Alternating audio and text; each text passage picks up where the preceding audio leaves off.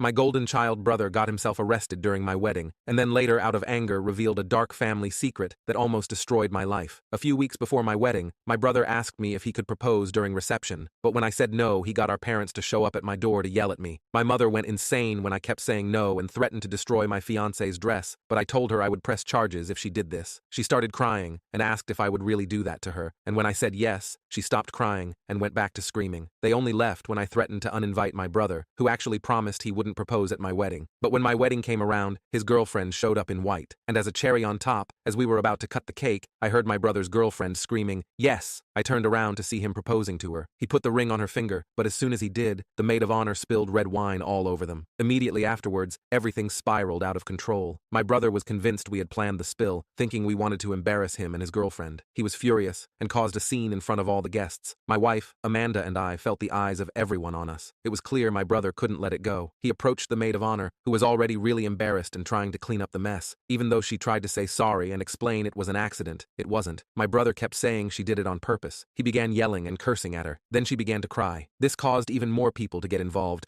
trying to calm things down. I jumped in trying to cool things off, but it just made him louder and more upset. Out of nowhere, he stepped right up to me and shoved me. I was totally caught off guard and stumbled back. I pushed back, and things got out of hand fast. We ended up scuffling, grabbing at each other's shirts, and before we knew it, we were swinging at each other. Then Amanda decided to call the police. When the police showed up, they talked to a bunch of people to figure out what happened. It was really embarrassing to explain the whole fight, especially in front of all our friends and family who were there to celebrate with us. In the end, the police decided it was best for my brother and his girlfriend to leave the party. As they were being led away, my brother kept yelling about how that war of a bridesmaid ruined their day. Even though it was a relief to see him go, I also felt sad because he's still my brother. After they left, the whole mood at the wedding was pretty down. A lot of guests started to leave too, saying sorry as they went. The morning after the wedding, my phone buzzing non-stop woke me up. It was my parents calling from their vacation in Italy. They had missed the wedding for their holiday, but my brother had already called them and told them his side of the story about what happened. From what they were saying, it was obvious my parents were on my brother's side. He's always gotten his way since he was the younger brother and baby of the family. They seemed disappointed in me and expected me to fix things. The whole conversation felt pretty one-sided, mainly because they had only heard my brother's version of the story. This kind of thing isn't new. In our family, it's always been like his word gets more weight than mine. Not only that, my parents told me I had to bail out my brother, who had ended up spending the night in jail because once he was outside, he started arguing with the officers and acted like an eye hole to them. They also said I needed to replace his girlfriend's dress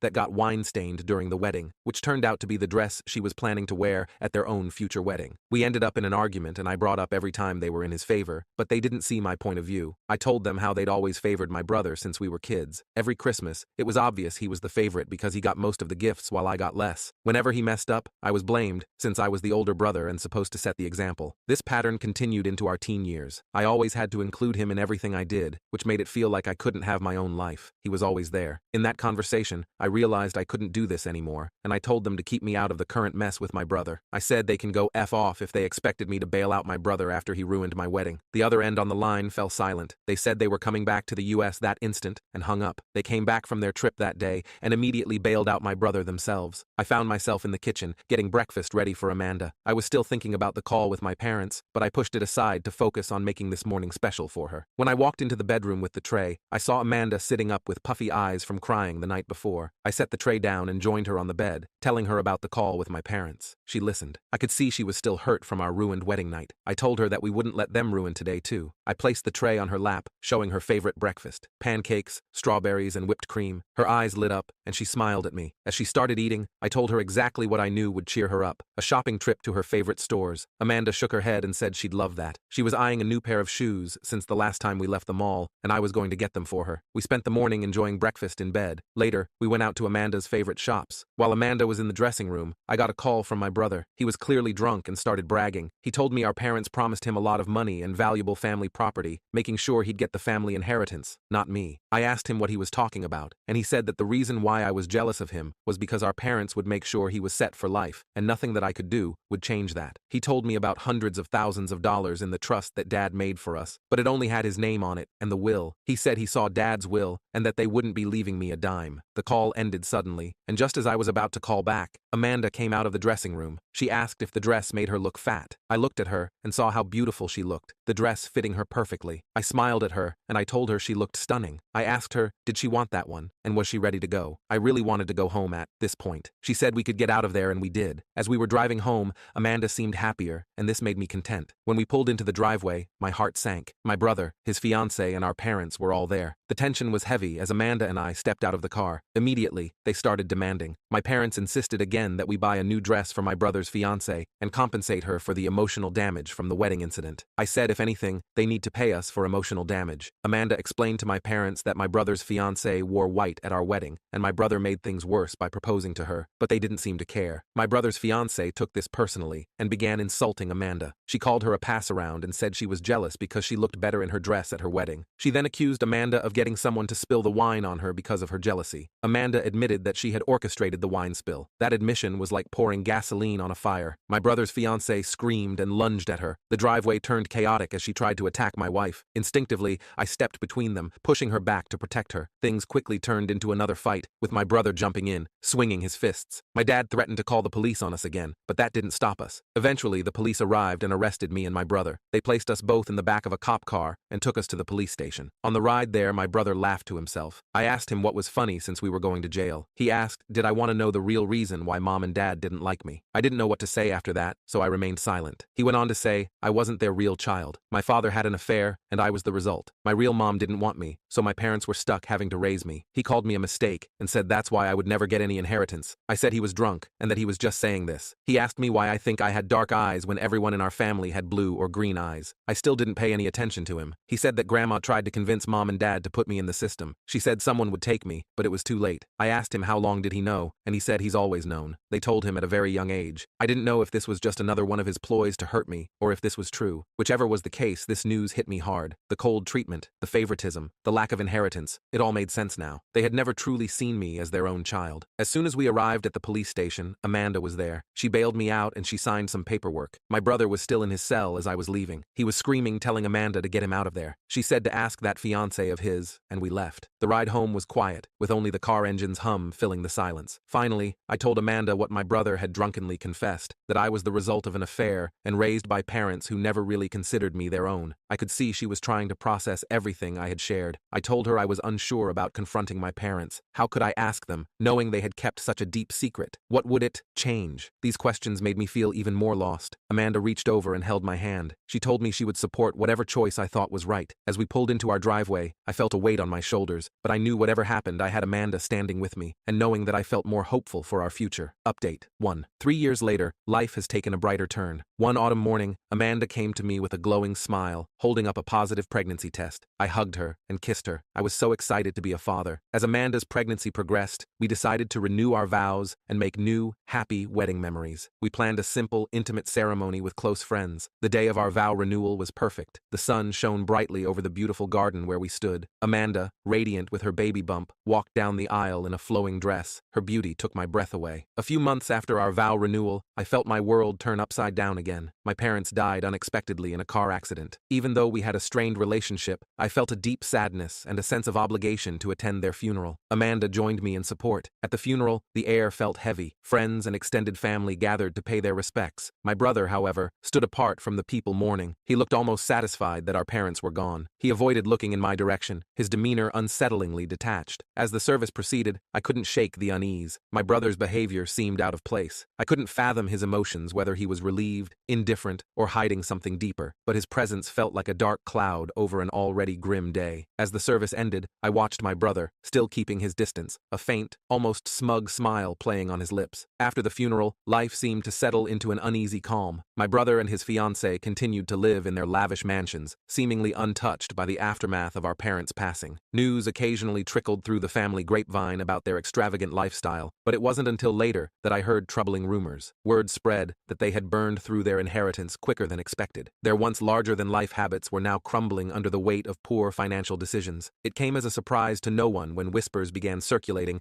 that they were now calling around to get money from family members. I received a hesitant call from a cousin one evening, sharing the news. It was unsettling to hear how quickly their money went away. The next few months, I focused on Amanda and preparing for the baby. Their inheritance would have helped a lot. I didn't know how expensive babies were until I had to prepare for one. Nesting became our shared project, painting the nursery, assembling cribs and changing tables, and picking out tiny onesies and soft blankets. While we prepared for the baby, one day, out of the blue, my brother called, wanting to reconnect. His voice almost sounded sincere, and it caught me off guard. He said he regretted everything he had done to us and had left his fiancée. He said he wanted to mend the relationship with his brother. I listened. With a heavy heart, I quietly blocked his number. In the quiet of our home, Amanda and I chose peace. We knew that our family, built on love, was all we needed.